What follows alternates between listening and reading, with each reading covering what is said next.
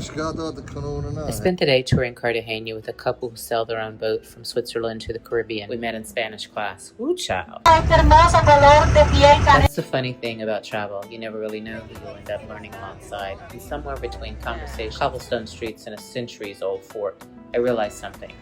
Historically, I've never been impressed by forts, which is kind of ironic because I'm retired military. I spent years studying military history, the battles, the strategy, the generals, the victories. I've learned it because it mattered to the work I was doing.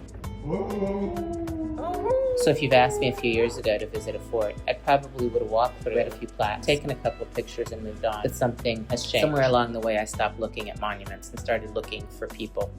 So when I walked through this fort in Cartagena, I wasn't thinking about the governors or the generals or the people who commissioned it. I found myself wondering about the people history rarely named. The stonemasons, the craftsmen, the laborers, the cooks. The people whose hands built what centuries later the rest of us come to admire. When I left, I couldn't stop thinking. Power builds monuments. People build culture. Because without the music, the language, the food, the artisans, the traditions pass from one generation to the next. These walls would just be stone. The people give the stones meaning, and maybe that's why culture matters so much. Because even when empires rise and fall, even when those in power decide what gets recorded, what gets taught, and whose stories are left out, culture has a way of surviving anyway.